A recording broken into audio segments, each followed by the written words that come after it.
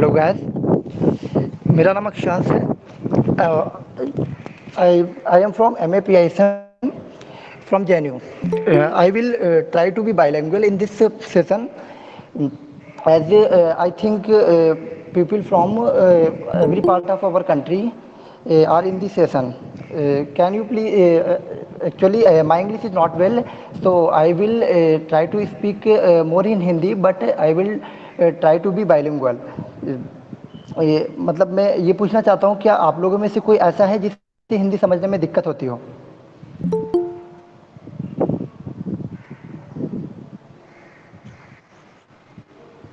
Anyone? कोई नहीं है ना? सभी को हिंदी समझ में आती है? प्लीज़ अनम्यूट करके बोल बोल दीजिए, ऐसा कोई नहीं है, मैं भी आपकी तरह के स्टूडेंट ही हूँ। मुझे लगता है सर कि अगर ऐसा कोई होता तो अभी तक बोल चुका होता। So please continue. ठीक है, तो मैं कोशिश करूँगा कि पूरी तरह थोड़ा बहुत अगर इंग्लिश के टर्म आएँगे, एक्चुअली मैं बोलूँगा हिंदी में, लेकिन जो मैटर समझाऊँगा वो इंग्लिश में ही समझाऊँगा। ठीक है? जैसा कि मुझे लगता है कि आप सभी लोगों की तैयारी अच्छी जा रही होगी, और हम लोग इस सेशन में इंडियन पॉलिटिकल थॉट कवर करेंगे, और आपको हम बताएंगे कि कैसे आपको आगे का पढ़ना है। और इसके बाद मैं थोड़ा सा एक्सप्लेन करने के बाद आप लोगों को नोट्स प्रोवाइड करा दूंगा, PDF के फॉर्म में होंगे, वो मेरे पर्सनल नोट्स हैं जो मैंने अपनी प्रिपरेशन के टाइम पे बनाए थे। ठीक है? तो आप लोगों को जो डाउट हो उसके लिए मैं आपको बाद में टाइम दूंगा, आप लोग क्लियर कर सकते हैं। और ज़्यादा देर नहीं करूँगा, मैं स्टार्ट करूँगा। मैं अपनी स्क्रीन शेयर करने जा रहा हूँ।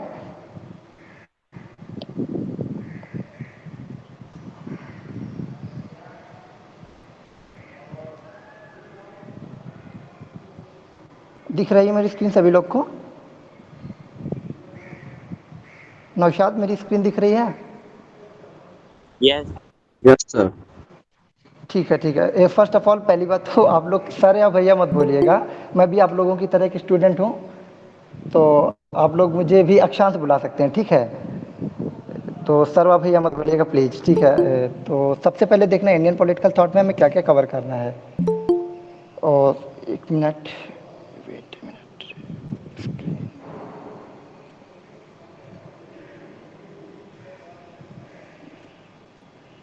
ठीक है, तो सबसे पहले हमें इंडियन पॉलिटिकल थॉट को बेसिकली टू पार्ट्स में बांटा जाता है। एक होता है एंशिएंट इंडियन पॉलिटिकल थॉट, और दूसरा होता है modern Indian political thought. Ancient Indian political thought में जो हमको पढ़ना है वो एक मनु है और दूसरे कौटिल्य है। और जो अपना हम लोग को मॉडर्न इंडियन पॉलिटिकल थॉट में पढ़ना है उसमें वेरियस स्ट्रीम्स में बांटा गया है, लाइक लिबरल्स हैं, फिर इसके बाद ह्यूमनिस्ट हैं, आइडियल्स हैं, और सोशलिस्ट हैं, इस्लामिक थॉट के जो थिंकर्स हैं वो हैं, और इसके अलावा कास्ट वाले हैं, और नेहरू गांधी भी हैं उसमें। ठीक है? तो सबसे पहले हम स्टार्ट करेंगे मनु से। मनु जो थे वो, उन्हें माना जाता है जो प्रेजेंट रेस ऑफ ह्यूमन, जैसे कि मानव जो है वो मनु से ही बना हुआ है, मानव शब्द जो है मनु से बना हुआ है। उन्हें मतलब फाउंडर माना जाता है ह्यूमन, जो present race of human being उसकी। ठीक है? उसका उसका जो फाउंडर माना जाता है। और इसके बाद इसमें बेसिकली आप लोगों को स्क्रीन पूरी तरीके से दिख रही है ना? स्क्रीन दिख रही है ना? हाँ सर। हाँ। हाँ, ठीक है, ठीक है। इसे आगे देखते रहिए, मैं इसी के पॉइंट टू पॉइंट होके जाऊंगा। बाद में आप लोगों में से कितने लोग ऐसे हैं जो व्हाट्सएप ग्रुप में हैं?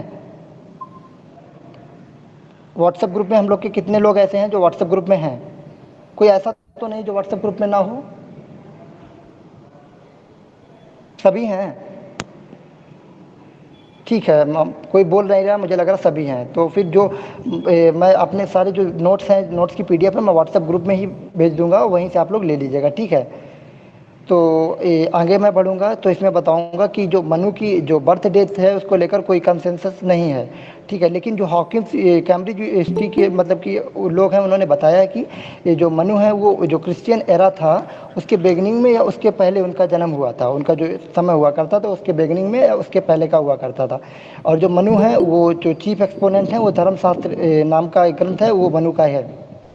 उन्होंने क्या किया था बेसिकली, जैसा मैं एक बात और आपको बता देना चाहता हूँ कि जो ये PISM और IRM का पेपर होता है ये फैक्ट पे ज़्यादा फोकस करता है, और जो PLM का पेपर होता है वो कॉन्सेप्ट पे ज़्यादा फोकस करता है। तो मैं आप लोगों को इस सेशन में फैक्ट के बारे में ज़्यादा बताऊंगा कि कैसे क्या आपको मतलब किस चीज़ पे फोकस करना है PISM के लिए।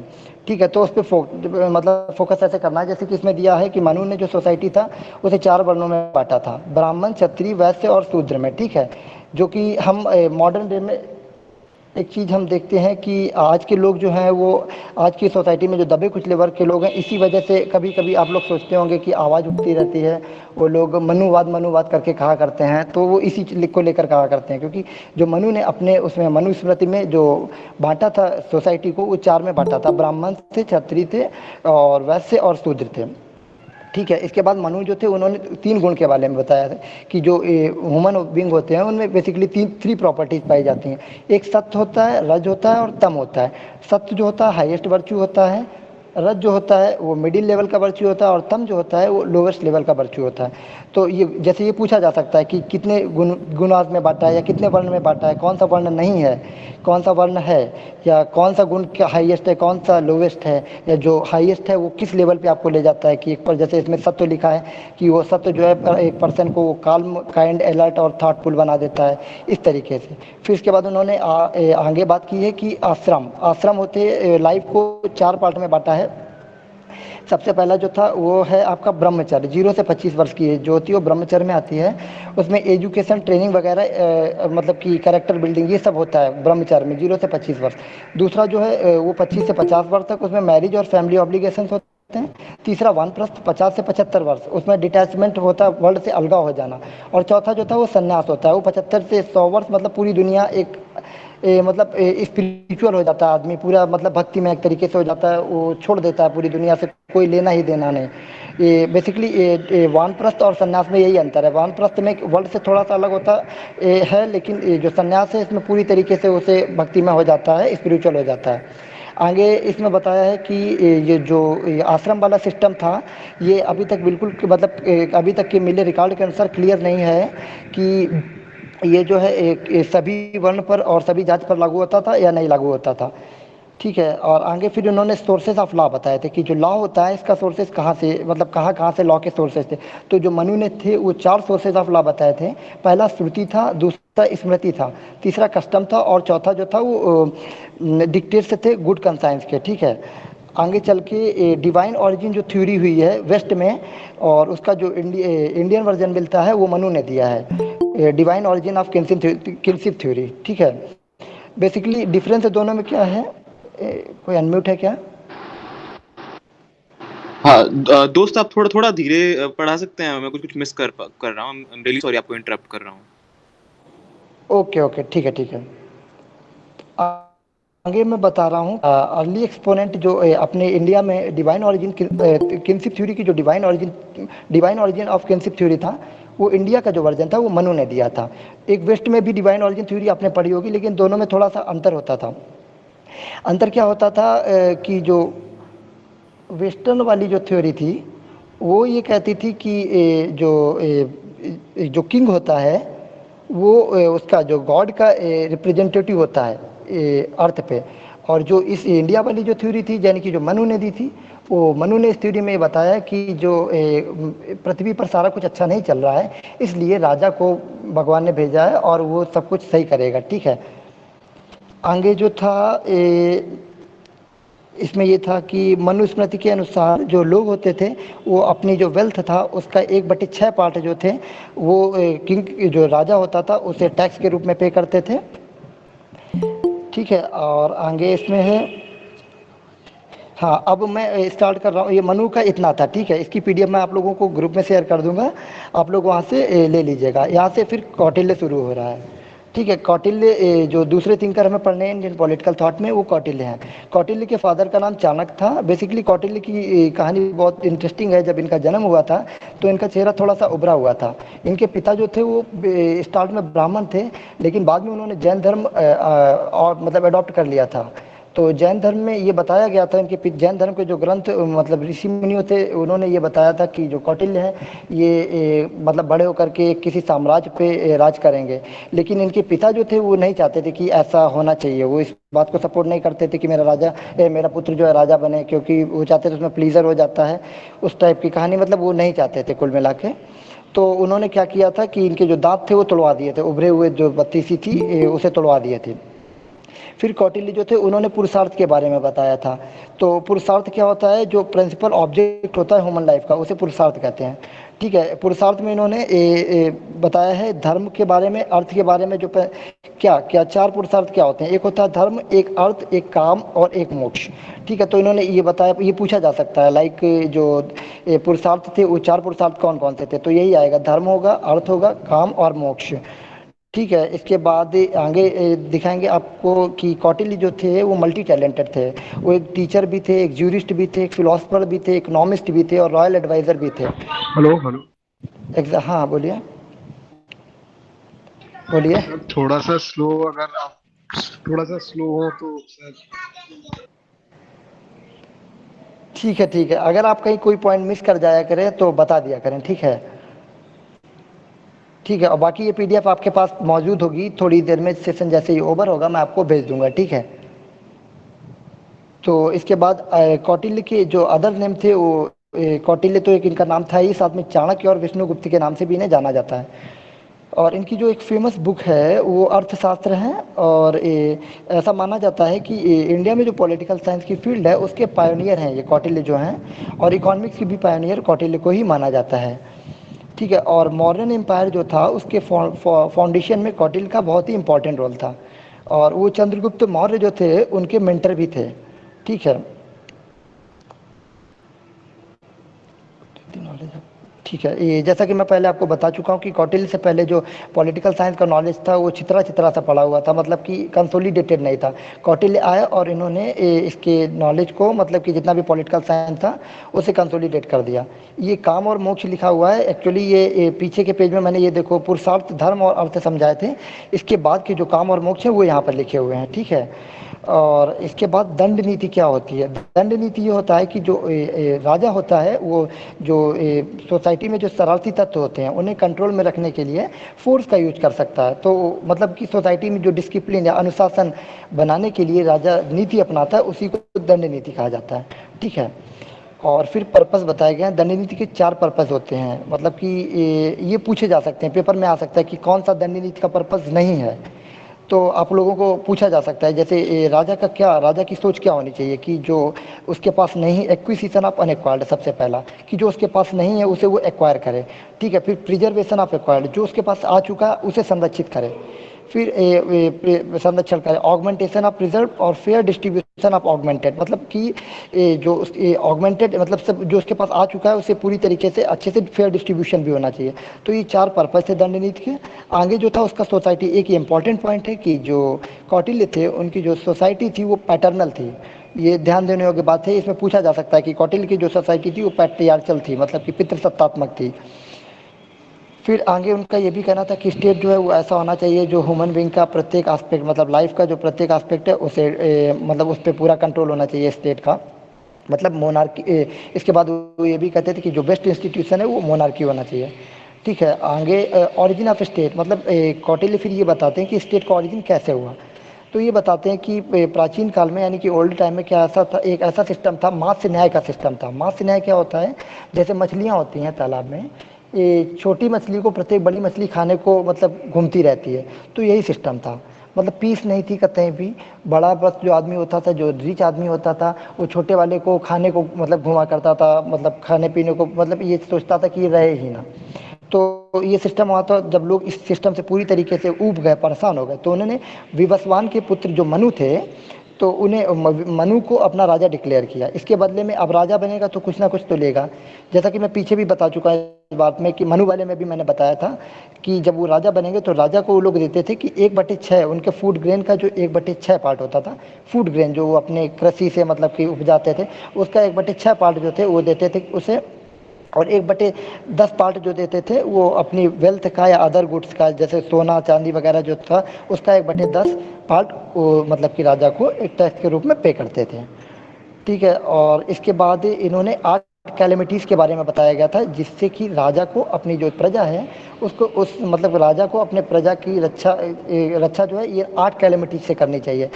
इन कैलेमिटीज में जो थी, सबसे पहले फायर थी, जो कि मॉडर्न डे में हम लोग देख लेते हैं। अगर कहीं पे आग लगती है तो गवर्नमेंट की रिस्पॉन्सिबिलिटी होती है किसी तरीके से वो आग को बुझाए, या बाढ़ आ जाए, या अकाल पड़ जाए, या एपिडेमिक। ये 4 चीज़ें जो हम लोग हैं मॉडर्न डे में भी पाते हैं कि फायर है, फ्लड है या फेमाइन है, एपिडेमिक है, गवर्नमेंट आगे आती है और मतलब स्टेप्स लेती है लोगों को इनसे बचाने के लिए।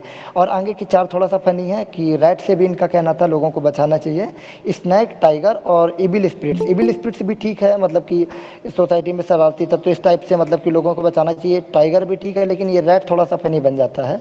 खैर क्या करना, लेकिन हमें एग्जाम पर्पज से देखना है तो ये देखना चाहिए कि कौन सी एड कैलेमिटीज़ है, ये पूछा जा सकता है।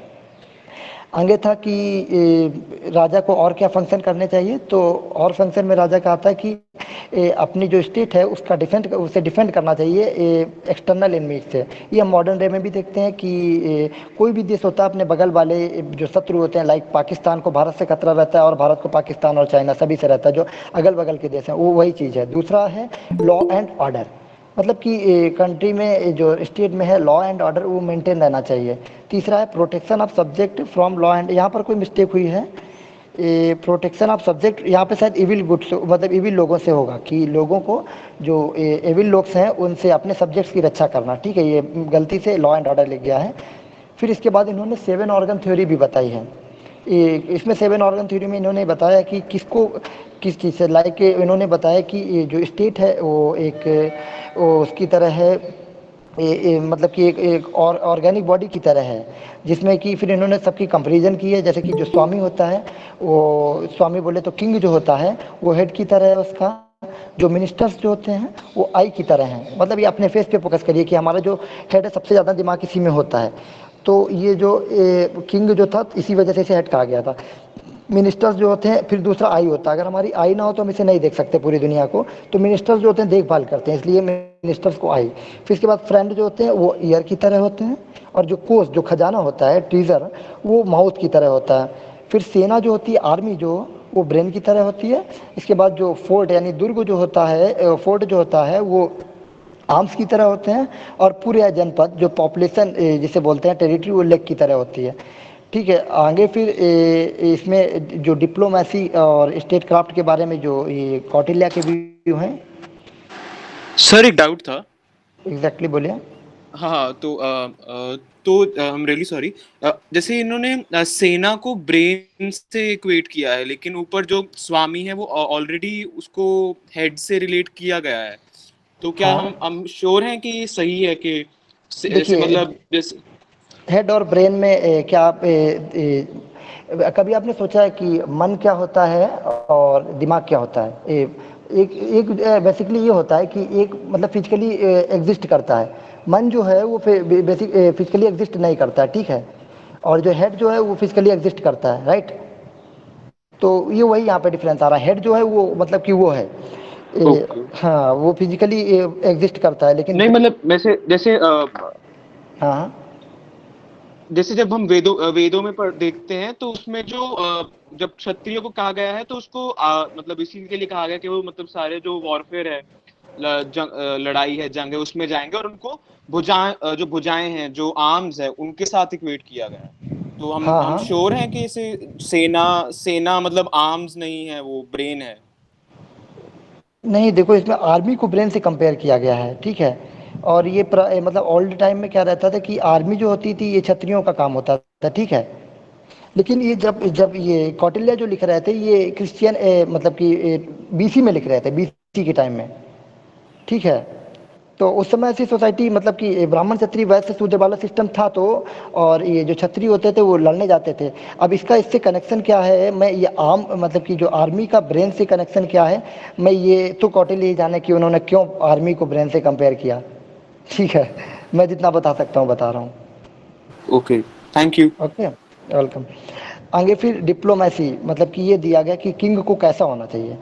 तो इन्होंने बताया कि किंग ऐसा होना चाहिए जो साम दान दंड और भेद की नीति को अपनाता रहे, ठीक है, सामने वाले को, लाइक कि मतलब कि किंग जो होगा वो जो मजबूत पावर होगी वो उससे समझौते की कोशिश करेगा। कोई नहीं चाहेगा कि कोई छोटा देश नहीं चाहेगा कि बड़े वाले से लड़के अपनी एनर्जी को लॉस्ट कर दे।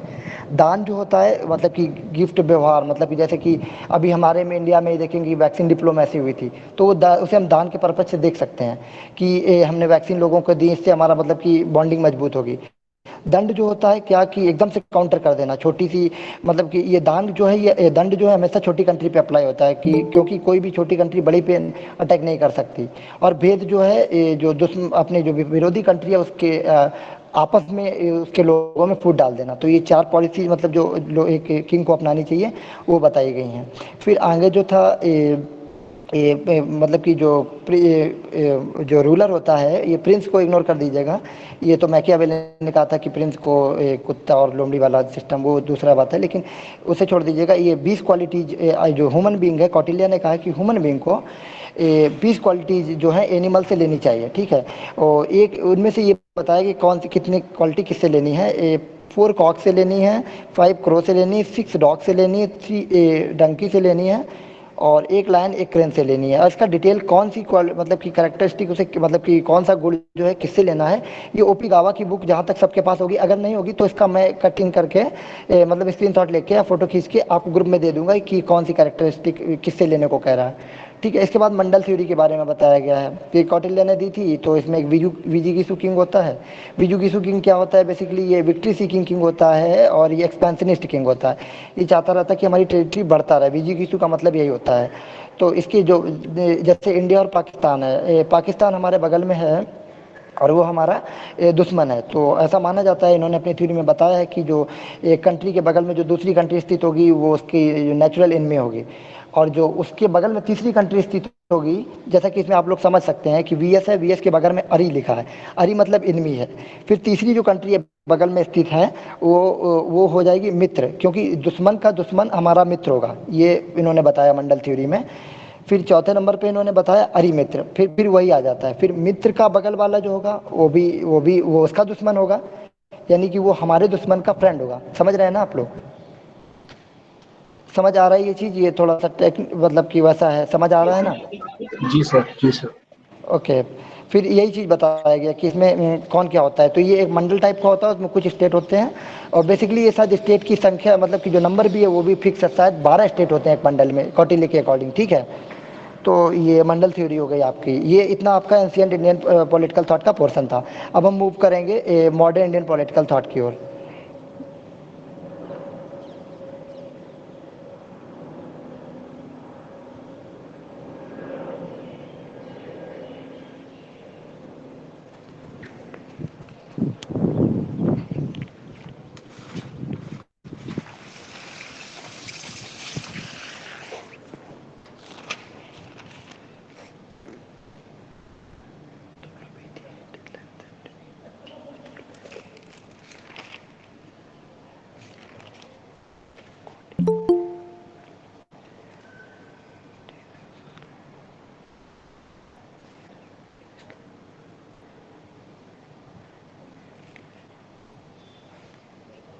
हाँ, तो आप लोगों को दिख रहा है ना? दिख रहा है ना? नौशाद दिख रहा है? हाँ, तो सबसे पहले हम आपको ये जो मॉडर्न इंडियन पॉलिटिकल थॉट है इसे वेरियस स्ट्रीम्स में बांटा गया है। इसमें एक सबसे पहले हेलो, लिबरलिज्म आती है। हेलो। मुझे एक क्वेश्चन पूछना था। हाँ हाँ। सप्तांग थ्योरी से रिलेटेड है। सौरभ, सौरभ हो क्या? हाँ, हाँ बोलो सौरभ। मुझे सप्तांग थ्योरी के बारे में पूछना था कि जो सप्तांग थ्योरी है वो ओरिजिनल किसने दी है। मतलब मैंने दे- क्वेश्चन पढ़ा था कि हाँ, ओरिजिनल सप्तांग थ्योरी किसने दी, तो उसमें मनु का ऑप्शन मतलब आंसर की में मनु दे रखा था।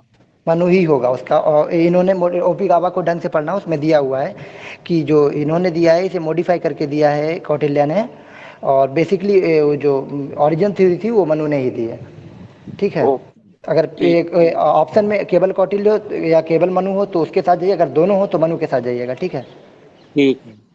ठीक है, आगे तो हम इसमें पढ़ेंगे। सबसे पहला लिबरलिज्म था, ठीक है। लिबरलिज्म क्या होता है कि लिबरलिज्म का मीन सबसे पहले, हाँ इसमें मैं कई सारी स्ट्रीम्स पढ़ेंगे।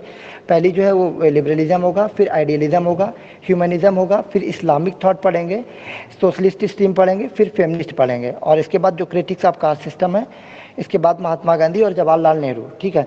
ये नोट्स आपको हम लोग सीधे मतलब आपको प्रोवाइड करा देंगे, लेकिन थोड़ा थोड़ा सा हम बता देते हैं आपको कि किसमें हमें किसके बारे में पढ़ना है। तो सबसे पहला हमें लिबरलिज्म पढ़ना है, ठीक है। तो liberalism refers to the principle of politics which regards liberty और freedom of individual as the first and foremost goal. मतलब लिबरलिज्म का जो मेन गोल ये होता है वो इंडिविजुअल की लिबर्टी और फ्रीडम पे फोकस करती है। उसका जो फर्स्ट और फॉरमोस्ट गोल होता है वो इंडिविजुअल की लिबर्टी पे होता है। इसमें हम लोग 4 थिंकर के बारे में पढ़ेंगे। पहला है राजा राम मोहन रॉय, दूसरा है दादा भाई नौरोजी, तीसरा महात्मा गोविंद रनाडे और चौथा जो है गोपाल कृष्ण गोखले। ठीक है, तो सबसे पहले हम आते हैं राजा राम मोहन राय। तो आप लोगों को मतलब कि मैं बताऊंगा कैसे पढ़ना है। सबसे पहले तो आपको सबकी बर्थ और डेथ याद करनी है। कभी कभी क्रोनोलॉजी आ जाती है कि किसका बर्थ और किसका डेथ कब हुआ। तो इसमें हम पढ़ेंगे सबसे पहले राजा राम मोहन राय। इनका बर्थ 1772 में हुआ था और डेथ 1833 में हुई थी। और फिर इसके बाद रविन्द्रनाथ टैगोर ने इन्हें इनॉग्रेटर ऑफ मॉडर्न इंडिया कहा है। और रविन्द्रनाथ टैगोर ने ही इन्हें luminous star of firmament of Indian history कहा है। ठीक है, और इन्हें बहुत सी लैंग्वेज का ज्ञान था, like Hindi, Urdu, Bangla, Arabic, Persian, Sanskrit, जितनी भी लैंग्वेज है मैंने इसमें लिखी हुई हैं। और इसमें ये इन्होंने फिर इनके व्यूज़ दिए गए हैं। ठीक है, मैं तुम्हें मोटा मोटी समझा देता हूँ कि क्या दिया हुआ है। जैसे इन्होंने सती के बारे में, सती को एबोलिश करने में बहुत ही बड़ा इनका रोल था। क्यों था? क्योंकि इनकी जो बड़े भाई की वाइफ थी वो इनके रहते ही इनके सामने वो मतलब सती कर दी गई थी। तो इस चीज़ को देखकर उन्हें काफ़ी बुरा लगा था। इसको लेकर फिर इन्होंने अभियान स्टार्ट किया था और फिर उसे बैन करा के ही माने थे। ठीक है, और ये कास्ट सिस्टम के भी अपोजिट मतलब अपोज करते थे। और इन्होंने मतलब कि एजुकेशन पे भी फोकस किया है। ठीक है, इसके बाद हम आगे, जैसे कि अकबर सेकेंड जो थे, इन्हें राजा की जो टाइटल दिया गया था वो अकबर सेकेंड ने दिया था। जब ये शायद ब्रिटेन गए थे किसी काम को लेकर, वहाँ पर राजा की उपाधि लेकर गए थे। ठीक है, तो राजा की उपाधि इन्हें अकबर सेकेंड ने, ये कभी कभी पूछ दिया जाता है कि इन्हें राजा की उपाधि किसने दी, या इन्हें मतलब कि इनॉग्रेटर ऑफ मॉडर्न इंडिया किसने कहा। इस टाइप की जो भी उपाधि होती हैं वो पूछ दी जाती हैं। उसके लिए भी मैंने एक अलग से नोट बना के रखा है। उसमें पीछे लिखा हुआ है कि कौन सी उपाधि किसकी थी। ठीक है, तो वो भी मैं आपके साथ शेयर कर दूंगा। फिर इसके बाद इन्हें हेराल्ड ऑफ न्यू एज भी कहा जाता है। और ये राधानगर बंगाल में इनका जन्म हुआ था। और एक थोड़ा सा आयरनी है कि इन्होंने 3 बार शादी की थी। ठीक है, एक तरफ तो ये सोशल रिफॉर्म की बात करते थे, लेकिन दूसरी तरफ इन्होंने खुद ही 3 बार शादी की थी। आत्मीय सभा की स्थापना इन्होंने 1815 और वेदांत कॉलेज की स्थापना 1825 में की थी। दूसरा तिनका जो हमें पढ़ना है वो है दादा भाई नौरोजी। इसमें भी ठीक उसी तरीके से हम चलेंगे जैसे कि इसमें दिया grand old man of India इन्हें कहा गया था, या अनऑफिशियल एम्बेसडर ऑफ इंडिया कहा गया था। ये जो ब्रिटेन में, जैसे हमारे यहाँ लोकसभा होता है, ऐसे ब्रिटेन में ही हाउस ऑफ कॉमन्स होता है। वहाँ पर ये सांसद रहे थे, एमपी जिसे बोलते हैं, वो लिबरल पार्टी से 4 साल तक, 1892, 93, 94 और 95 तक। ठीक है, और ये ऐसे पहले इंसान थे जो कि ब्रिटिश संसद में एक सांसद बन के वहाँ पहुंचे थे। और जो इसके बारे में अगला फैक्ट इनके बारे में जो है कि ये इंडियन नेशनल कांग्रेस जो थी उसके फाउंडिंग मेंबर भी थे ये। ठीक है, और ड्रेन ऑफ वेल्थ की जो थ्योरी थी वो दादा भाई नौरोजी ने ही दी थी। ठीक है, और इनका जो बर्थ हुआ था वो नवसारी बॉम्बे में हुआ था, और इनकी माता का नाम जो था वो गुलबाई था। और इसके बाद इन 2014 ब्रिटिश डेप्यूटी पीएम, जो 14 में ब्रिटिश के डेप्टी पीएम थे निक क्लेग, उन्होंने एक Dadabhai Naoroji award for services, Indo और यूके जो रिलेशन होते हैं उसको लेकर एक अवार्ड शुरू किया था जिसका नाम था Dadabhai Naoroji award for services in India UK relations. ठीक है, इसके बाद इन्होंने रेवना मजदासनी सभा की स्थापना 1851 में की थी। और ये प्रोफेसर भी बने थे एल्फिंस्टन कॉलेज बॉम्बे में, काफ़ी फेमस कॉलेज जिसे आप लोग जानते ही होंगे। इसके बाद यही आगे लिखा हुआ है कामा एंड कंपनी इन्होंने मतलब कि ब्रिटेन में जाकर 1855 में ज्वाइन की थी। एक तरफ से आप लोग पढ़ना थोड़ा इंटरेस्टिंग लगेगा कि क्रोनोलॉजिकल ऑर्डर में कब क्या किया। फिर देखो मैंने ऊपर लिख रखा है 51 में, 54, 5, 5, 9, 6, 5। तो इस टाइप से आगे फिर ये गुजरात यूनिवर्सिटी में भी प्रोफेसर बने थे। 1865 में he directed and launch London India Society की स्थापना इन्होंने की थी। ठीक है, 1865 में। यही इसी तरीके से फैक्ट पे आप लोगों को फोकस करना। जो पीआईएसएम और आईआरएस का पेपर होता है ये फैक्ट पे ही फोकस करता है, कॉन्सेप्ट इसमें बहुत कम आता है। 20 नंबर का आपका पैसेज भी आता है, उसे अच्छे से करिएगा। खैर हाँ, हम लोग इस समय इस पे इंडियन पॉलिटिकल थाट इसी में चल रहे थे। फिर इनके बारे में आगे हम बता रहे थे दादा भाई नौरोजी को इंडियन नेशनल एसोसिएशन जो सुरेंद्र नाथ बनर्जी के द्वारा फाउंडेड की थी, वो उसके ये भी मेंबर थे। इसी तरीके से आगे दिए हुए थे, इन्होंने स्वराज की बात की थी। और ये कांग्रेस के प्रेसिडेंट भी 1906 में बने थे। और ये जो इससे पहले 1886 में भी बन चुके थे, और 20 साल बाद एग्जैक्टली 1906 यानी 1906 में ये दोबारा प्रेसिडेंट बने। ठीक है, ये देखो नीचे इनकी उपाधि वगैरह लिखी हुई हैं। तीसरे में फिर हम पढ़ेंगे इसमें महात्मा गोविंद रनाडे को। ये सेम चीज़ इसमें भी है, बिल्कुल उसी तरीके से पढ़ना है कि इनका बर्थ 1842 में हुआ था, 1901 में इनकी डेथ हो गई थी। ये भी फाउंडिंग मेंबर थे इंडियन नेशनल कांग्रेस के। इनका बर्थ जो था वो नासिक डिस्ट्रिक्ट में हुआ था, महाराष्ट्र के, काफ़ी फेमस है, सब लोग जानते होंगे। और ये फाइनेंस कमेटी के मेंबर भी थे। और आगे इनकी वाइफ का नाम रमाबाई रनाडे था। फिर इसके बाद इन्होंने जिसका फॉर्मेशन किया था, 3 सभाएं थी, वक्रोत्तेजक सभा, पूना सभा और प्रार्थना समाज। ठीक है, ये आपको देखना है, मतलब बेसिकली याद करना किसकी स्थापना किसने, कभी कभी मैचिंग में आ जाता।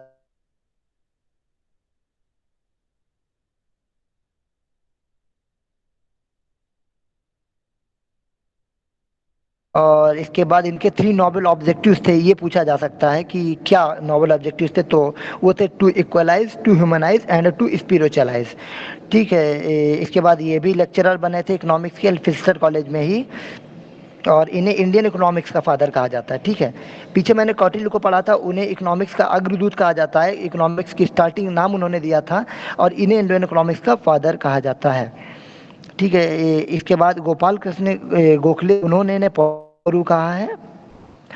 ही इज ऑल्सो डिस्क्राइब, इन्हें मॉडर्न ऋषि और महाराष्ट्र का सॉक्रेट भी कहा जाता है। ठीक है, ये MAH मतलब महाराष्ट्र है। इसके बाद he studied in Marathi school इन कोल्हापुर में इनकी एजुकेशन हुई थी। ऐसे, और इन्होंने मतलब कि पर्दा प्रथा के विरुद्ध मतलब कि आवाज़ उठाई थी। और इसके बाद इन्होंने महाराष्ट्र गर्ल्स एजुकेशन सोसाइटी की भी स्थापना की थी, मतलब कि इससे हम ये निकाल सकते हैं कि ये वुमेन एजुकेशन के भी सपोर्टर थे, क्योंकि इन्होंने महाराष्ट्र गर्ल्स एजुकेशन सोसाइटी की स्थापना की थी। इसके बाद हम पढ़ेंगे चौथे नंबर पे गोपाल कृष्ण गोखले। तो सर्वेंट्स ऑफ इंडिया सोसाइटी की स्थापना गोपाल कृष्ण गोखले ने की थी। इनका जो बर्थ हुआ था वो 1866 में 9 मई को हुआ था, और 19 फरवरी 1915 को इनकी डेथ हो गई थी। ठीक है, और बर्थ प्लेस इनका जो था वो रत्नागिरी, जो कि बॉम्बे प्रेसिडेंसी में आता था, वहाँ का है। आज भी ये महाराष्ट्र में ही है। और ये he was the student and discipline of Ranade के, ये मतलब कि स्टूडेंट थे, महादेव गोविंद रनाडे को जो हम पीछे पढ़ के आए उनके स्टूडेंट थे। ठीक है, और इसके बाद इनकी क्रोनोलॉजिकल ऑर्डर में इनका भी दिया हुआ है। लाइक 1902 में इन्होंने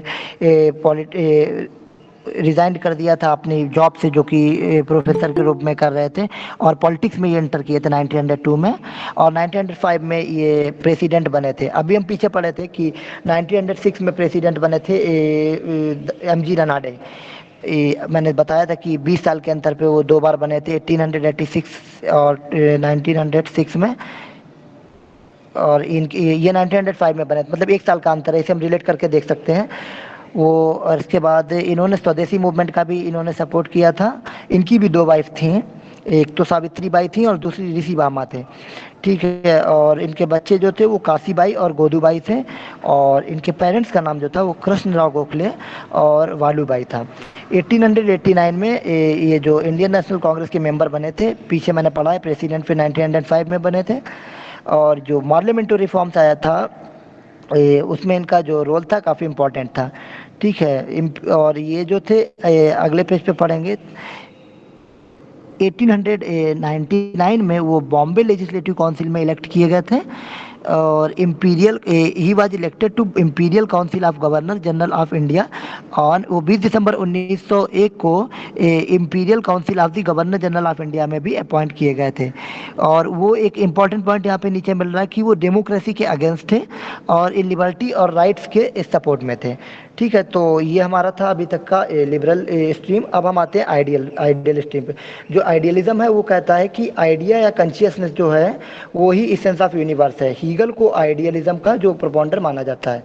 इसमें हम पढ़ेंगे कि बेसिकली 6 थिंकर्स को, सबसे पहले स्वामी विवेकानंद हैं, फिर लाला लाजपत राय, लोकमान्य बाल गंगाधर तिलक, विपिन चंद्रपाल, वीडी सावरकर और अरविंदो घोष। एग्जाम्स में कभी कभी ये भी पूछ देता है कि कौन जो लिबरलिज्म का है, कौन आइडियलिज्म का है, कौन ह्यूमनिज्म का है, या कौन सोशलिस्ट स्ट्रीम का है। इस्लामिक का नहीं पूछेंगे क्योंकि वो क्लियर समझ में आ जाता है कौन इस्लामिक है या नहीं है। ठीक है, तो इसमें हम सबसे पहले पढ़ेंगे स्वामी दयानंद सरस्वती को। दयानंद सरस्वती का जो बर्थ हुआ तो 1824 में हुआ था, 1883 में इनकी डेथ हो गई थी। ठीक है, और ये तो सभी को पता है कि आर्य समाज की इन्होंने फॉर्मेशन 1875 में की थी, और इसके बाद इन्होंने स्वराज की काल इन्होंने भी दी थी 1876 में। और इसके बाद ये जो इन्हें राधा कृष्णन ने मेकर ऑफ मॉडर्न इंडिया कहा है। मेकर ऑफ मॉडर्न इंडिया किसे स्वामी दयानंद सरस्वती को कहा जाता है और राधा कृष्णन ने कहा था।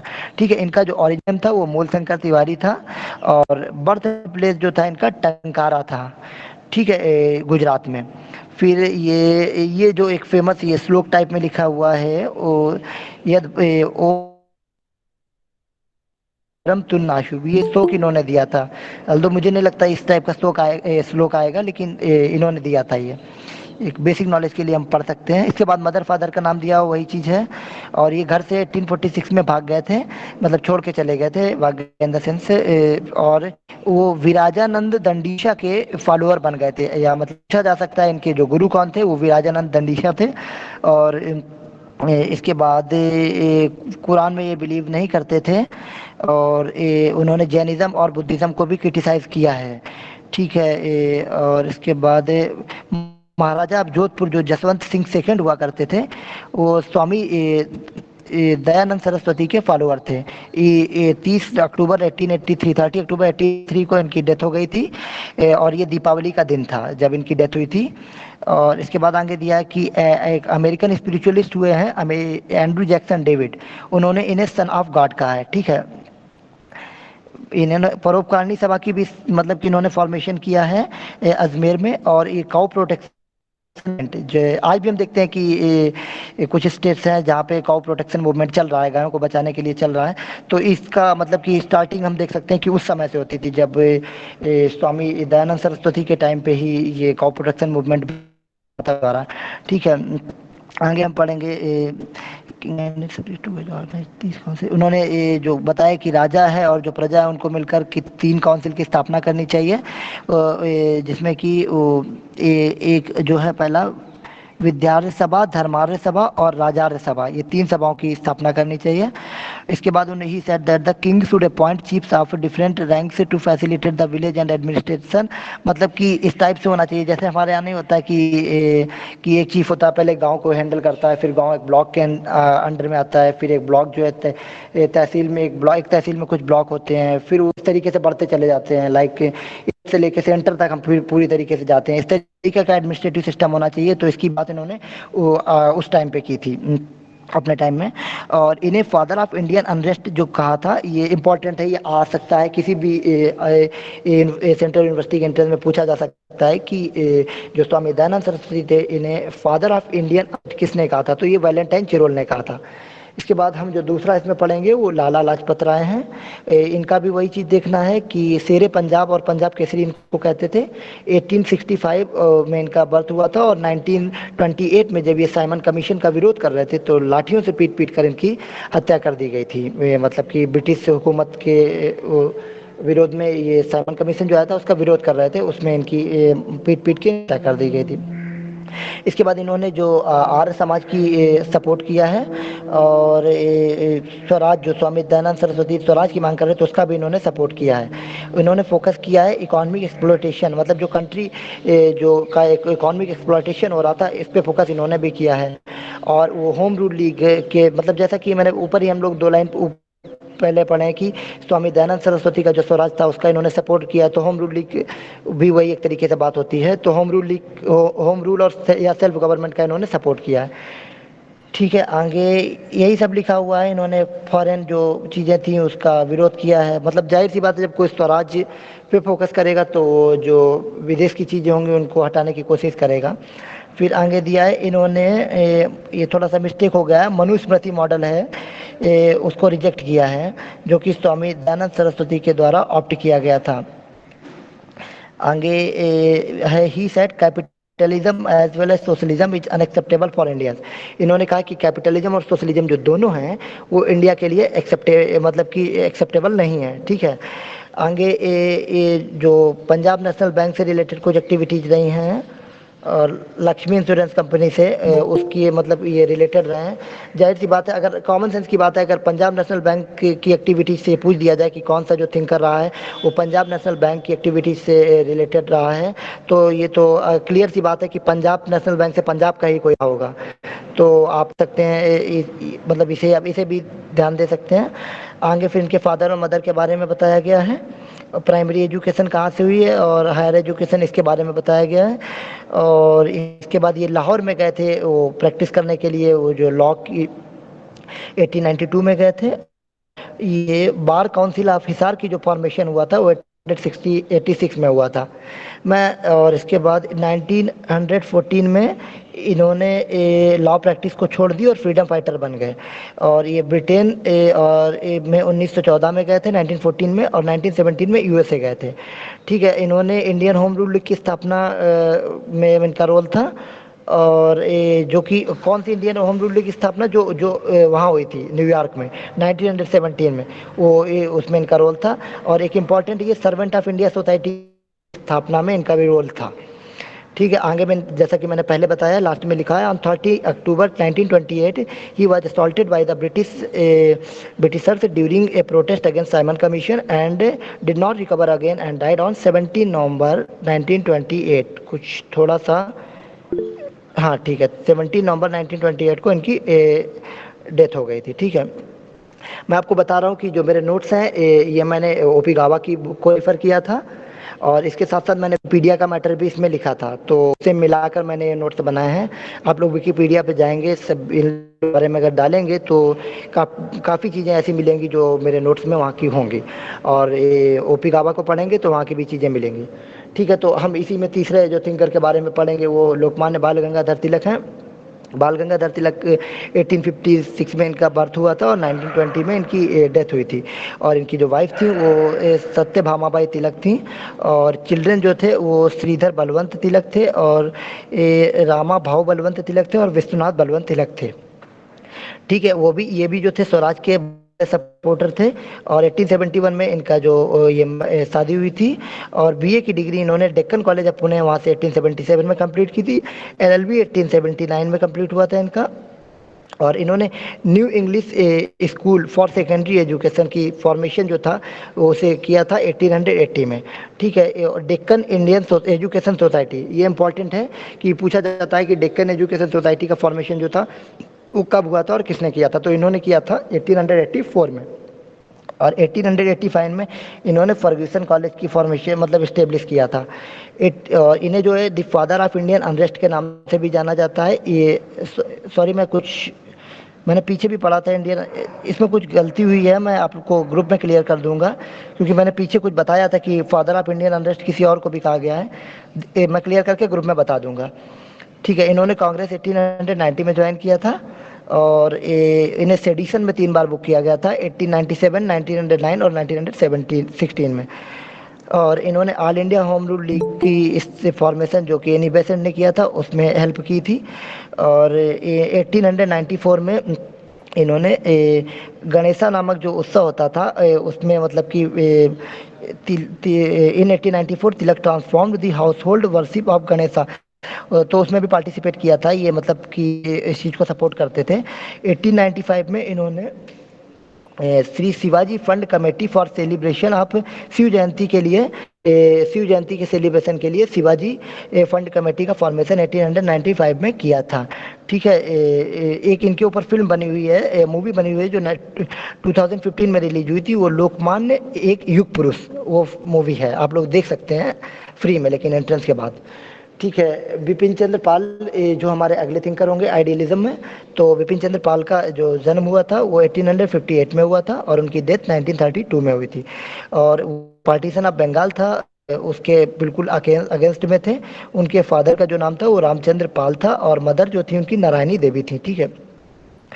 इसके बाद वो जो थे वो Saint Paul Cathedral Mission College Kolkata वहाँ पे पढ़े थे, और इनके जो सन थे उनका नाम निरंजन पाल था, और इन्हें जो है वो जो जाना जाता है वो father of revolutionary thoughts in India के नाम से भी जाना जाता है। इसके बाद इन्होंने कास्ट सिस्टम का अपोज मतलब किया था, कास्ट सिस्टम के बिल्कुल ये धुर विरोधी थे, और इन्होंने विडो रिमैरिज को भी मतलब कि बढ़ावा दिया था। और इसके बाद मेजर थ्योरिस्ट थे ये स्वराज और स्वदेशी के, मतलब हम एक चीज़ देख रहे हैं जितने भी आइडियलिस्ट थिंकर आ रहे हैं ज़्यादातर स्वराज के जो थे सपोर्टर थे, और इन्होंने एक भारत माता की इमेज भी बनाई थी। इमेज जो भारत माता की हम आज देखते हैं वो उसमें इनका रोल था। तो इमेज अब भारत माता जो था इन्होंने बनाया था। ये भी पूछा जा सकता है कि भारत माता की इमेज किसने बनाई थी, तो विपिन चंद्र पाल आपका आंसर होगा। और पाल ने पॉलिटिक्स को चेस के गेम से कंपेयर किया था, ठीक है। According to Paul there are 3 forms of swadeshi economic form. हाँ, जो स्वदेश था उन्होंने 3 चीज़ों को, जैसे इकोनॉमिक फॉर्म, तो इकोनॉमिक फॉर्म ऑफ स्वदेशी, जो स्वदेश की चीज़ें हैं वो 3 भाग में बांटा था। एक तो इकोनॉमिक फॉर्म, जैसे कि हम लोग चीज़ें जो ब्रिटेन से आने वाली चीज़ें खरीदते थे उनका ये विरोध करते थे, तो पहला वो इकोनॉमिक फॉर्म था। दूसरा एजुकेशनल फॉर्म था, इन्होंने ब्रिटिश एजुकेशन का भी विरोध किया है, तो ये दूसरा उस चीज़ में हो जाएगा। तीसरा पॉलिटिकल फॉर्म, जो ब्रिटिश पॉलिटिकल इंस्टीट्यूशंस थे उसके भी ये धुर विरोधी थे, ठीक है। आगे Paul asserted that the practice of 3 forms of Swadeshi together would bestow 3 great blessings upon the Indians। Paul ने ये मतलब किया 3 जो प्रैक्टिस थी किसकी, 3 फॉर्म्स ऑफ स्वदेशी together would Bairstow 3 great blessings upon the Indians. मतलब कि ये कहते थे कि प्लान ये बेसिकली 3P करके क्वेश्चन कहीं पूछा गया था, तो आई थिंक यूजीसी नेट में कभी पूछा गया था कि 3P में कौन सा नहीं है, तो उसी के लिए आपको ये 3P बता दिए हैं कि प्लेंटी, पैट्रियोटिज्म और प्रोग्रेस, ये 3P में है। और जो चौथा भी ऑप्शन में होगा उसमें वो आप एलिमिनेट कर दीजिएगा। आगे बोला है कि he propose for the formation of universal federation. उन्होंने प्रपोजल दिया था यूनिवर्सल फेडरेशन के फॉर्मेशन को लेकर, और जो डॉक्ट्रिन ऑफ पैसिव रेसिस्टेंस था वो फर्स्टली इन्हीं के द्वारा दिया गया था, ठीक है। आगे पढ़ेंगे विनायक दामोदर वीडी सावरकर का जो जन्म हुआ था वो 1883 में हुआ था। 1966 में इनकी डेथ हो गई। एक चीज़ हम और बता रहे हैं कि कोई भी क्वेश्चन आ जाए जिसमें हिंदू, हिंदी, हिंदुस्तान या इस टाइप से जो इस चीज़ें मिल जाए, तो आप कोई ऑप्शन सावरकर हो तो उसी के साथ जाइएगा। तो इसमें आगे बोला गया इन्होंने हिंदू महासभा को ज्वाइन किया था मुस्लिम लीग के मतलब कि विरोध में, ठीक है। और आगे बोला गया था रिवोल्यूशनरी एक्टिविटी जो थी वो इन्होंने स्टार्ट की थी जब वो हाई स्कूल में स्टूडेंट मतलब क्लास 10th में थे, और वो फर्ग्यूसन कॉलेज में जो थे वो पढ़ रहे थे। एक इम्पॉर्टेंट अभिनव भारत सोसाइटी, ये पूछा जाता है कि अभिनव भारत सोसाइटी की स्थापना किसने की, तो ये आपको वीडी सावरकर ने की थी। और वो ब्रिटेन भी गए थे, वहाँ पे उन्होंने लॉ की प्रैक्टिस की थी और लॉ की एजुकेशन भी की वहीं से ली थी उन्होंने। और he involve himself with India House और फ्री, मतलब उन्होंने अपने आप को इंडिया हाउस और फ्री इंडिया सोसाइटी के साथ भी इन्वॉल्व किया था, ठीक है। 1910 में उन्हें मतलब कि अरेस्ट कर लिया गया था, क्योंकि वो जो इंडिया हाउस का रिवोल्यूशनरी ग्रुप था उससे वो ताल्लुक़ रखते थे, और उन्हें अंडमान जेल में अंदर बंद कर दिया गया था, ठीक है। और वो जेल से 1921 में रिलीज़ कर दिए गए थे, यानी कि लगभग 10-11 साल वो जेल में रहे थे। और रिलीज़ के बाद फिर वो रत्नागिरी चले गए थे, जो कि हमने भी पीछे पढ़ा, रत्नागिरी बॉम्बे में है। वो 1937 तक ये वहीं रहे थे, ठीक है। उन्होंने हिंदू महासभा नामक जो पॉलिटिकल पार्टी थी उसके प्रेसिडेंट भी रहे थे। जैसा मैंने पहले भी बताया था कि जहाँ भी हिंदू टाइप में आ जाए वो सावरकर ही ज़्यादातर होता था, और वो इंडियन नेशनल कांग्रेस के तो क्रिटिक थे ही। आगे बोला गया है कि वो गांधी जी का जो असैसिनेशन हुआ था नाथूराम गोडसे के द्वारा, उसमें ये भी इनका भी नाम आया था, और ये षड्यंत्रकारी मतलब इन्हें षड्यंत्र में बंद कर दिया गया था, ठीक है। इनके फादर का नाम लिखा है, फिर मदर का नाम लिखा है, और ये भी जो थे वो पार्लियामेंट्री रिफॉर्म में इन्वॉल्व रहे थे। और एक इम्पॉर्टेंट चीज़ है जो क्विट इंडिया मूवमेंट था, जो मतलब कि भारत छोड़ो आंदोलन था, वो जो कांग्रेस के द्वारा चलाया जा रहा था कि ब्रिटिशर्स हैं भारत को छोड़ें, उसका इन्होंने विरोध किया। मतलब ये उस टाइम पे जो थे वो ब्रिटिशर्स का वहाँ पर ये फेवर में थे, वो नहीं चाहते थे। अब क्यों नहीं चाहते थे ये इनका ही व्यू था, इसमें मैं नहीं बोल सकता। आगे था कि उनकी जब डेथ हुई थी तो 2000 RSS वर्कर्स थे, वो इन्हें गार्ड ऑफ ऑनर देने आए थे। और इनका एक बात मतलब कि एक चीज़ जो मतलब काफ़ी फेमस है, वो ये कहते थे कि आत्महत्या नहीं आत्मार्पण, मतलब कि खुद को मारने से बेहतर है कि समर्पण कर दो, लेकिन खुद को मारना नहीं चाहिए।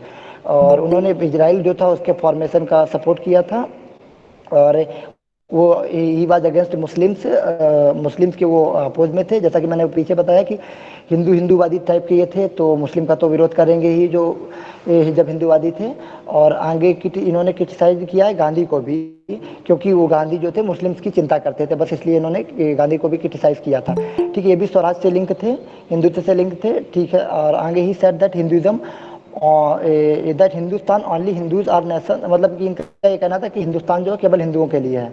ठीक है, सावरकर ने जो हिंदू नेशन थे उसकी 3 कैरेक्टरिस्टिक्स के बारे में बताया है। एक बताया राष्ट्र, जाति और संस्कृति। ये पूछा जा सकता है कि जो सावरकर ने है जो वो हिंदू राष्ट्र है उसकी जो 3 कैरेक्टरिस्टिक बताई हैं वो कौन कौन सी हैं। तो एक राष्ट्र है, एक जाति है और एक संस्कृति है। ठीक है, आगे जोग्राफिकल रीजन, फिर उन्होंने इसका बताया था कि हिंदुस्तान कितना है। तो उन्होंने बताया था कि इंडस रिवर से लेकर कि ब्रह्मपुत्र तक और ऊपर हिमालय से लेकर केप कैमोलिन तक। ठीक है, तो इसको इन्होंने हिंदुस्तान के रूप में डिस्क्राइब किया था कि इतना हिंदुस्तान है। ठीक है, और आगे शुद्धि नाम का वो भी मतलब ये उसके रिकमेंड किया था कि शुद्धि मतलब कि जैसे जो मुसलमान हैं अगर वो हिंदू बन रहे हैं तो कुछ शुद्धि नाम का होता था, उससे शुद्धि करके वो दोबारा हिंदू बन सकते थे। ठीक है, या क्रिश्चियन भी दोबारा हिंदू बन सकते थे, शुद्धि। और उन्होंने अनटचेबिलिटी का विरोध किया है। ठीक है, और आगे औरोबिंदो घोष हैं जो कि इसके हमारे दूसरी जो आइडियलिज्म है इसके लास्ट थिंकर हैं। तो घोष का जो औरोबिंदो घोष बंगाल के थे, 1872 में इनका कोलकाता में जो जन्म हुआ था, और 1980 में इनकी डेथ हो गई थी। और इन्होंने इंडियन सिविल सर्विस जो थी वो निकाली थी। और ऐसा कहा जाता है कि मतलब ये इच्छुक नहीं थे, लेकिन इनके पिताजी चाहते थे कि इंडियन सिविल सर्विस करें, तो इन्होंने रिटर्न पेपर तो निकाल दिया था। लेकिन जब एक हॉर्स राइडिंग कुछ होता है, वो हॉर्स राइडिंग में जो थे वो जानबूझ के उसमें ये फेल हो गए थे। ठीक है, क्योंकि ये नहीं चाहते थे ऐसा करना, लेकिन रिटर्न इनके पापा की इच्छा थी तो ऐसा उन्होंने करके दिखाया। इनकी वाइफ का नाम जो था वो मृणालिनी देवी था। ठीक है, और थ्योरी ऑफ इंटीग्रल योगा वो इन्होंने ही दी थी। और औरोबिंदो आश्रम का फॉर्मेशन इन्हीं ने किया था। जब औरोबिंदो आश्रम, जाहिर सी बात औरोबिंदो ही करेंगे। आगे हम पढ़ेंगे तो इन्हें एक बार अरेस्ट भी कर लिया गया था क्योंकि ये ब्रिटिशर्स के खिलाफ आर्टिकल्स लिखते थे। ठीक है, आगे इन्हें during he was release after the murder of prosecution witness. फिर इसके बाद ये रिलीज कर दिए गए थे कि क्योंकि जो गवाह था वो उसका मर्डर हो गया था। फिर इसके बाद वो जेल में जब रहते थे तो काफ़ी स्पिरिचुअलिस्टिक हो गए थे पौंडीचेरी में, और ये विवेकानंद से भी प्रभावित थे। During his stay in Pondicherry he developed a method of spiritual practice of integral yoga. Integral yoga की स्पिरिचुअल प्रैक्टिस का मतलब कि इंटीग्रल योगा जैसे मैं पहले ही बता चुका हूँ उसके ये सपोर्टर थे। आगे जब वो 7 वर्ष के थे, ये लिखा है, तो उनकी फैमिली ब्रिटेन चली गई थी। मैंने बता दिया था कि क्यों ब्रिटेन चली गई, क्योंकि इनके जो फादर थे वो चाहते थे कि ICS एग्ज़ाम को क्रैक करें। 1893 when he was returning from, हाँ, जब वो 1893 में इंग्लैंड से वापस आ रहे थे तो उनके पिता को झूठ से बता दिया था किसी ने कि इनका जो शिप था वो संक कर गया है और उनकी डेथ हो गई। तो उनके पिता की हार्ट अटैक से डेथ हो गई थी, लेकिन ये सुरक्षित थे। ठीक है, अनुशीलन समिति की जो फॉर्मेशन था वो इन्हीं ने किया था 1902 में कलकत्ता में। 1907 एंड 8 में ये जो थे ट्रैवल किए थे पुणे, बॉम्बे एंड बड़ौदा को। मतलब लोगों से सपोर्ट मांग रहे थे कि कैसे भी देश को आज़ाद कराया जाए, तो सपोर्ट मांग रहे थे।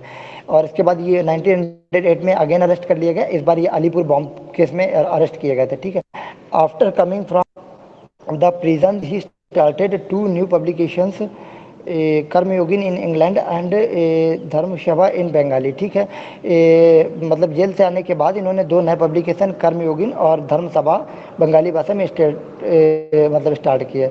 और देखो ये लिखा भी हुआ है, he said that he was visited by Vivekananda in Alipur jail. इनका ये मानना था कि मतलब कहा करते थे कि जब हम जेल में बंद थे तो स्वामी विवेकानंद जो थे वो हमसे मिलने आए थे तरह तरह के, जबकि स्वामी विवेकानंद उस समय मतलब थे भी नहीं इस दुनिया में, ये ऐसे कहा करते थे। फिर इन्हें प्रोफेट ऑफ इंडियन नेशनलिज्म भी कहा जाता था, और he was the supporter of passive resistance के सपोर्टर भी थे। तो ये आपके लिबरलिज्म और आइडियलिज्म हो गए हैं।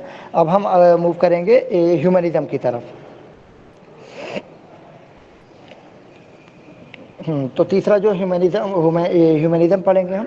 बेसिकली ह्यूमनिज्म क्या होता है कि जो ह्यूमन बीइंग का इमेंस पोटेंशियल होता है, वो उसमें बिलीव करता है कि ह्यूमन बीइंग कुछ भी कर सकता है। तो इसमें हम 3 थिंकर्स को पढ़ेंगे, स्वामी विवेकानंद, रविन्द्रनाथ टैगोर और एमएन रॉय। पहला स्वामी विवेकानंद है, और इनका जो बर्थ हुआ था वो 1863 में हुआ था और 1902 में इनकी डेथ हो गई थी। ये रामकृष्ण परमहंस से मतलब कि इन्फ्लुएंस थे, और इनके ही बर्थडे को नेशनल यूथ डे के जो 12 जनवरी है वो नेशनल यूथ डे के मतलब रूप में सेलिब्रेट किया जाता है इंडिया में। इनका जो रियल नेम था वो नरेंद्र नाथ दत्त था, और 1871 में इन्होंने ईश्वर चंद्र विद्यासागर मेट्रोपॉलिटन नाम का जो इंस्टीट्यूशन है उसमें एडमिशन लिया। वो वेद, उपनिषद, भगवत गीता, महाभारत और रामायण में काफ़ी ज़्यादा इंटरेस्टेड थे, और 1881 में इन्होंने फाइन आर्ट्स का एग्ज़ाम मतलब पास किया, और 1884 में इन्होंने अपना बीए कंप्लीट कर लिया।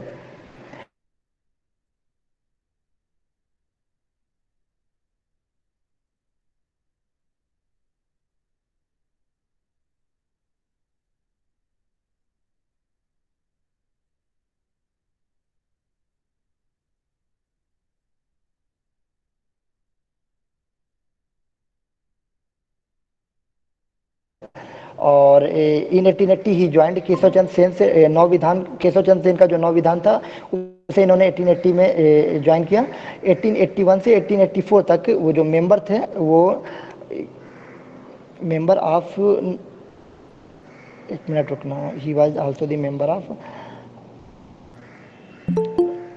हाँ एक कोई इंस्टीट्यूशंस था वो ऑफ होप करके नाम था, इसका नाम थोड़ा सा कट गया है, मैं क्लियर कर दूंगा, बाद में ग्रुप में बता दूंगा। लेकिन उसके ये 1881 से 1884 तक मेंबर रहे थे। उसका वो जो इंस्टीट्यूशन था वो युवाओं को नशे से दूर रखने का एम रखता था, और नशा मुक्ति संस्था थी। 1881 में वो सबसे पहली बार वो जो उनके जो मेंटर थे रामकृष्ण परमहंस से उनसे मिले थे 1881 में पहली बार, और उन्होंने रामकृष्ण मठ की स्थापना जो थी बारानगर में की थी। He got the name of Vivekananda from his visit to Antpur. वो पहले उनका नाम, जैसा कि मैंने बताया था कि देखो ऊपर सबसे लिखा था उनका नरेंद्र नाथ दत्त नाम था, लेकिन इनका नाम विवेकानंद जो था वो एक बार अंतपुर का विजिट किए थे, वहाँ इनका नाम पड़ा था। इस शिकागो 1893 में पहुँचे थे, और इन्होंने एक बहुत ही प्रसिद्ध शिकागो की धर्म संसद नाम से जो जानते हैं, पार्लियामेंट ऑफ रिलीजन्स, उस पर जो 11 सितंबर को जो एक बहुत ही फेमस स्पीच दिया था वो 1893 में 11 सितंबर को दिया था। और उनकी जो स्पीच जो स्टार्ट होती थी वो sisters and brothers of America करके स्टार्ट हुई थी, इसी वजह से वहाँ के लोग बहुत इम्प्रेस्ड हो गए थे। अमेरिकन ने इन्हें साइक्लोनिक मॉन्क फ्रॉम इंडिया कहा है, और उन्होंने वेदांत सोसाइटी की स्थापना की थी न्यूयॉर्क में 1894 में। और वेस्ट का जब इन्होंने विजिट किया था तो ये यूके 2 बार गए थे, 1895 में और 96 में, ठीक है। 1895 में वो सिस्टर निवेदिता से मिले थे। सिस्टर निवेदिता का दूसरा नाम जो था, मतलब सिस्टर निवेदिता तो उनका ऐसे ही बुलाने लगे थे, जो मेन नाम था उनका मार्गरेट एलिजाबेथ नोबल था। 1896 की मई में वो अपना सेकंड विजिट किए थे, तब वो मैक्सिमूलर से मिले थे। ये पूछा जा सकता है कि पहली विजिट में वो सिस्टर निवेदिता से मिले और दूसरे में मैक्सिमूलर से मिले, ठीक है। और इन्होंने हिंदू रिलीजन अपनाया, क्योंकि because of 4 yoga model. 4 yoga पूछे जा सकते हैं कि 4 योगा कौन कौन से, तो राजयोग, कर्म योग, ज्ञान योग और भक्ति योग, ये 4 योग थे जो स्वामी विवेकानंद जो 4 योगाज ऑफ हिंदू रिलीजन है, ठीक है। आगे जो थे शांति आश्रम का फॉर्मेशन इन्होंने किया था अमेरिका में, और इन्होंने इंडिया को जब ये वहाँ गए थे एक बार फिर से ये इंडिया को छोड़ के, और 16 दिसंबर 1896 को वहाँ के लिए ब्रिटेन के लिए निकले, और 30 दिसंबर 1896 को ये वापस आ गए इंडिया। आई मीन इनका कहने का ये मतलब था कि वहाँ से जब ये वापस इंडिया आ रहे थे तो 14 दिन इन्हें लगा था। 16 दिसंबर 1896 को वहाँ से चले थे ब्रिटेन से, और 30 दिसंबर को ये इंडिया आ गए थे। रामकृष्ण मिशन की स्थापना इन्हीं ने की थी, ये तो सभी को पता होगा। कब की थी ये पॉइंट नोट करने वाला है, 1 मई 1897। रामकृष्ण मिशन का जो हेडक्वार्टर है वो बेलूर मठ में है। और इसके बाद इन्होंने ये बताया कि सेकेंड विजिट जो वेस्ट का सेकेंड विजिट था 1899, इनकी डेथ जो थी 1902 में हो गई थी। ब्रह्मचर्य का इन्होंने सपोर्ट किया है, तो लगभग सभी को पता होगा। नेशनल ब्रदरहुड डे जो है सेलिब्रेट किया जाता है 11 सितंबर को, क्योंकि शायद ऊपर मैंने पढ़ा 11 सितंबर को इनकी डेथ हुई थी। या कुछ हुआ था, सॉरी 11 सितंबर को इन्होंने भाषण दिया था वहाँ पे शिकागो पार्लियामेंट में। ठीक है, तो ये आपके स्वामी विवेकानंद हो गए। इसके बाद हम मूव अप करेंगे रविन्द्रनाथ टैगोर की ओर। रविन्द्रनाथ टैगोर जो है ये हमारे सेकंड थिंकर हैं।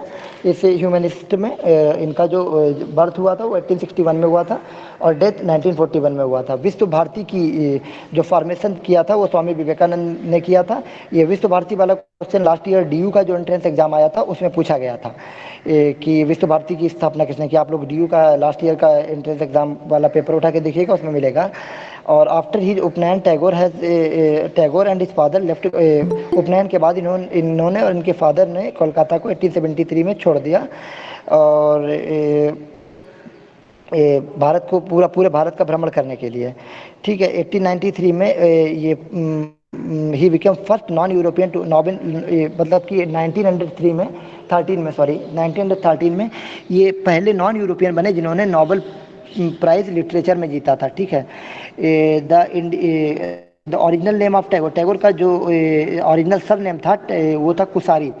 और इन्होंने 6 पोएम्स जो थी सिखिज्म से रिलेटेड 6 पोएम्स इन्होंने लिखी थी। His father wanted his son to become a barrister, इनके जो पिता थे वो चाहते थे कि ये जो है वो बैरिस्टर बन जाए। इसलिए इन्होंने एक जो इन्होंने इनरोल किया था एक पब्लिक स्कूल में जो कि ब्रिस्टन में था। ब्रिस्टाउन होगा यहाँ पे, वहाँ पे था ब्रिटेन में। ब्रिस्टाउन, आई एम नॉट क्लियर ये क्या होगा, लेकिन इन्होंने मतलब कि वहाँ पे 1878 में एडमिशन लिया और लेकिन वो वहाँ से 2 साल बाद 1880 में ही डिग्री लेस वापस चले आए। 1991 में वो शांति निकेतन मूव कर गए और मतलब आश्रम के फॉर्मेशन के लिए, और इन्हें नाइटहुड की उपाधि भी जॉर्ज पंचम के द्वारा, जॉर्ज 5 जिसे बोलते हैं, 1915 में नाइटहुड की जो पोस्ट दी गई थी। 1919 में जो जालियांवाला बाग इंसिडेंट हुआ था उसका इन्होंने विरोध किया था और in 1919 he was invited by the president and chairman of Anjuman Islamia.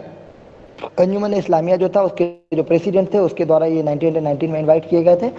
1921 में इन्होंने इंस्टीट्यूट फॉर रूरल कंस्ट्रक्शन, जिसे कि लेटर बाद में श्री निकेतन कहा जाने लगा, इसका फॉर्मेशन इन्हीं ने ही किया था। वो स्कूलिंग के विरोधी थे और क्यों विरोधी थे मुझे नहीं पता, शायद उनका ये कहना होगा कि घर पे स्कूल से अच्छा पढ़ाया जा सकता, दैट इज़ द डिफरेंट मतलब पॉइंट। क्या क्यों विरोधी थे मुझे नहीं पता, लेकिन वो विरोधी थे। 25 मार्च 2004 को टैगोर जो थे नोबेल प्राइज जो था वो चोरी कर लिया गया था विश्व भारती से। He identifies 2 aspect of human being, उन्होंने ह्यूमन बीइंग के 2 एस्पेक्ट्स की बात की है, एक फिजिकल एग्जिस्टेंस और एक स्पिरिचुअल एग्जिस्टेंस।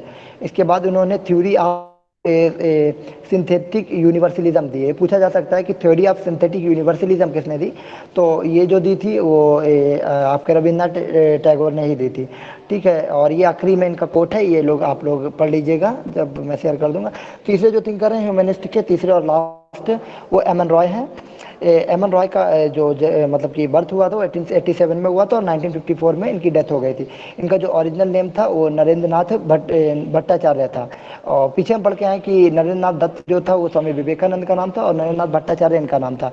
वो लेनिन से मिले थे 1920 में, और आप समझ सकते हैं लेनिन से मिले थे मतलब कि वो थोड़ा कम्युनिज्म की ओर उनका वो झुकाव होगा।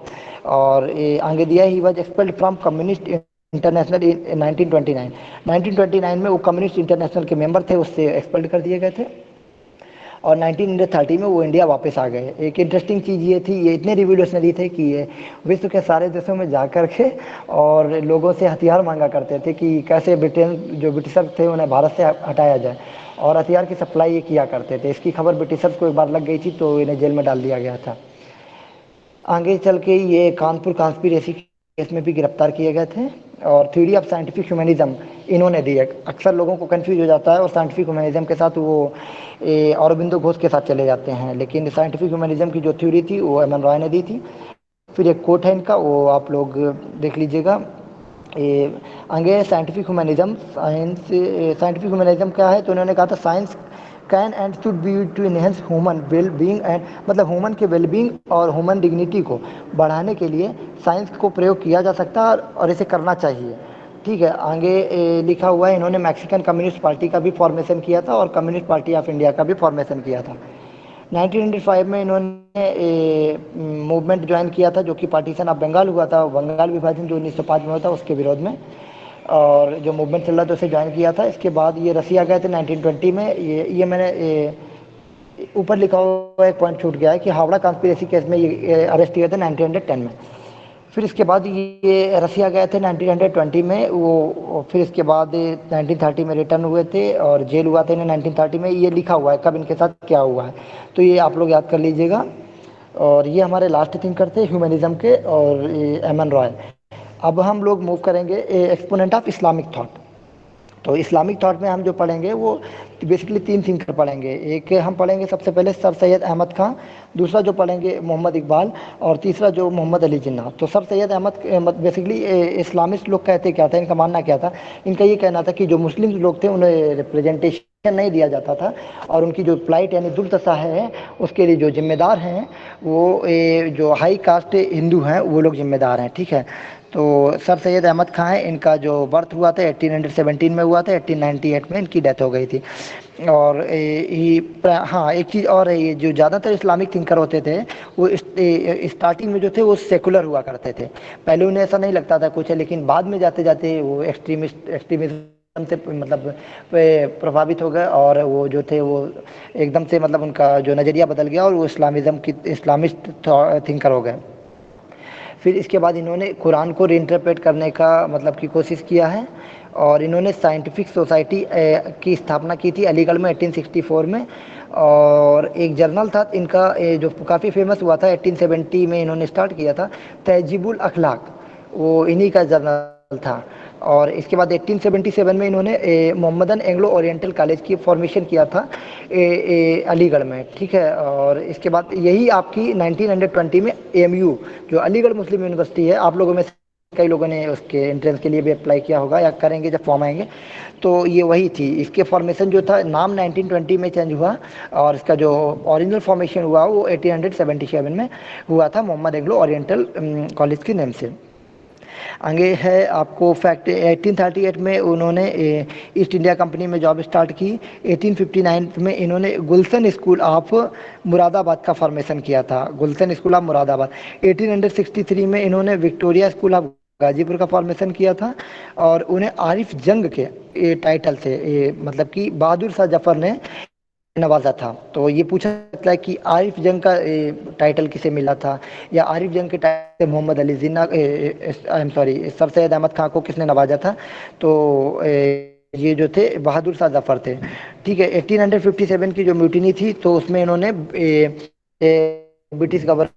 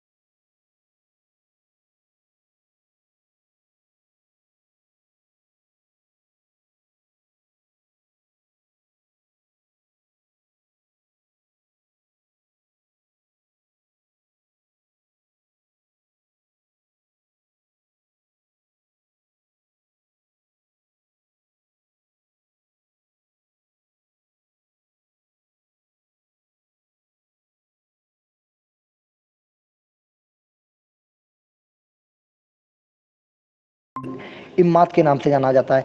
आप लोगों के जब एग्ज़ाम में पूछा जाएगा तो वो लोग क्या करेंगे कि इस्लामिक थिंकर ही देंगे, तो आप लोग कंफ्यूज हो जाएंगे कि जिन्ना किस में है, किस में सैयद अहमद खां, किस में मोहम्मद इकबाल है। तो थोड़ा ध्यान से पढ़िएगा कि कौन सा जो उपाधि है किसे दी गई है। और इसके बाद उन्होंने एक फेमस इलाहाबाद स्पीच दी थी दिसंबर 1930 में। और ईरान में इन्हें इकबाल लाहौरी के नाम से जाना जाता है।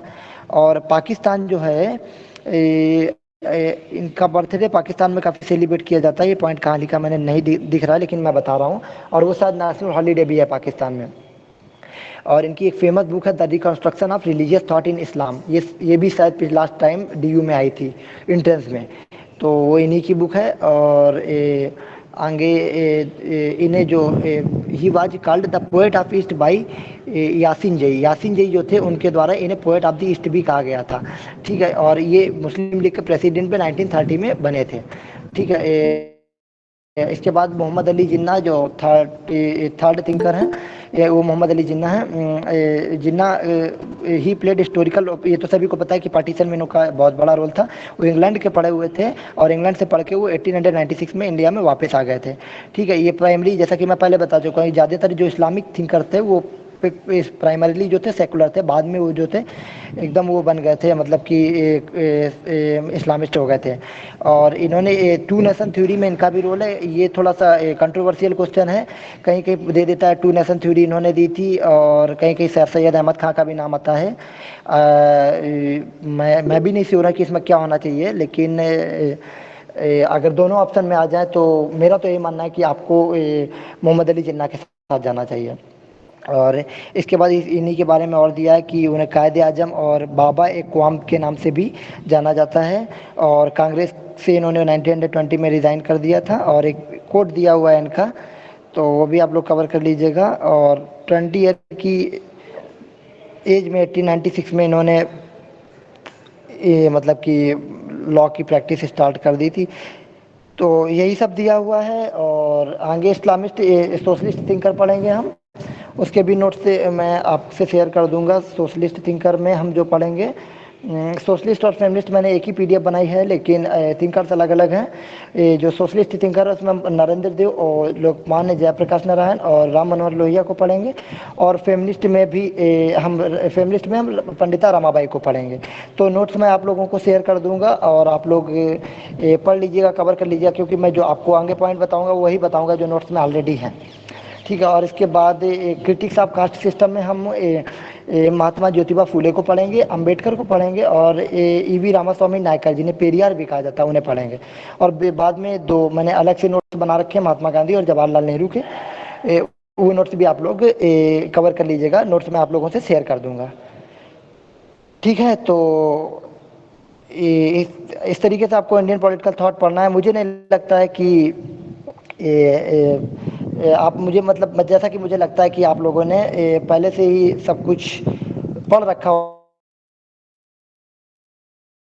अगर हम आपको ये नोट्स लास्ट टाइम पे प्रोवाइड करा देंगे तो आप लोगों को हेल्प हो जाएगी।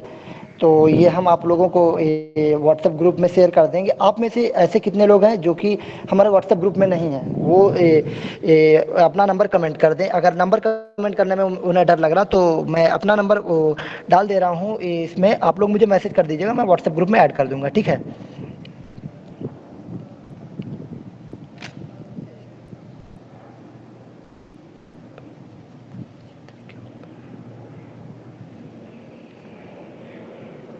मैंने अपना नंबर कमेंट कर दिया है। आप लोग इस पे मैसेज कर दीजिएगा, वो लोग जो लोग ग्रुप में नहीं हैं, मैं उन लोग को ग्रुप में ऐड कर दूंगा। और इसके बाद मैं आज लेट नाइट तक नोट्स शेयर कर दूंगा, क्योंकि और आप लोग की जान पहचान में भी जो भी लोग हों उन्हें इस ग्रुप के बारे में बता दीजिएगा, मैं वहाँ नोट्स शेयर करूँगा। और जो नहीं ऐड है वो लोग अपना नंबर कमेंट कर दें।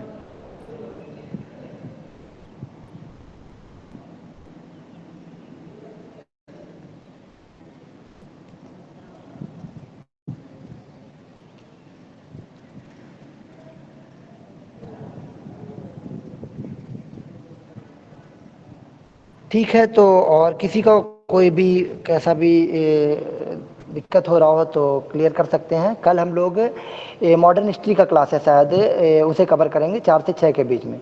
और शेड्यूल आप लोगों के पास है, परसों हमारा वेस्टर्न पॉलिटिकल थॉट रहेगा और आगे जैसा रहेगा कल जो आपका मॉडर्न हिस्ट्री है वो मॉडर्न हिस्ट्री कवर कराएगा मेरा एक क्लासमेट है विपुल, मैं भी वहाँ मौजूद रहूँगा लेकिन कवर वो कराएगा।